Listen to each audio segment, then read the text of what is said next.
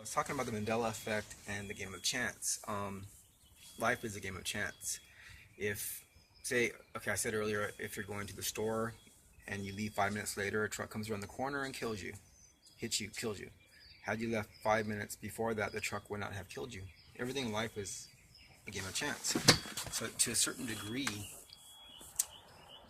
we affect each other because of all of our movements and intertwining of timing and everything.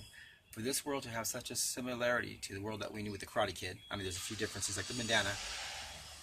It's amazing how it can be so similar to where we come from, yet there's so many differences. And when it comes to movement differences, when you got lakes that are bigger and you got different types of movement, you got different timing now. Everything's on a different time. It doesn't make any sense how everything can be such a parallel. I'm not grasping it. That's like if it's the same thing if I left 5 minutes later, a truck will come around the corner, kill me, and hit me. I'm giving you an example. It doesn't make any sense how there can be so many similarities in an area and a place with a different timing of movement.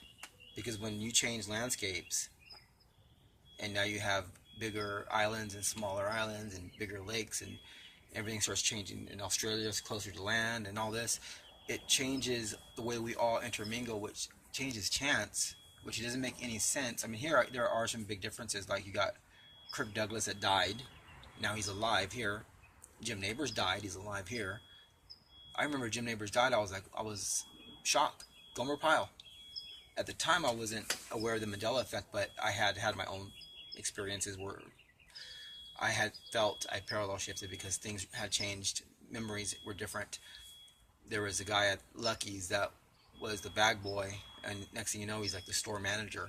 And when I congratulated him 3 days later, he said it had been going on for a whole year, and it hadn't. So in his mind, it had. So that's when I realized that something had happened. Those 3 days when I hadn't seen him, there was some kind of a shift.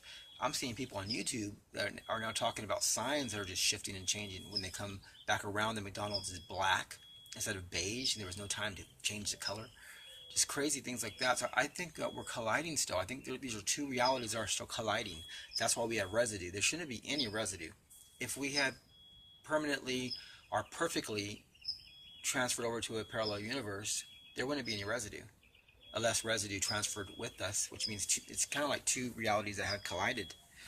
And ours seems to be the backer reality. We're more of the background. And there's a main reality here that's taken over.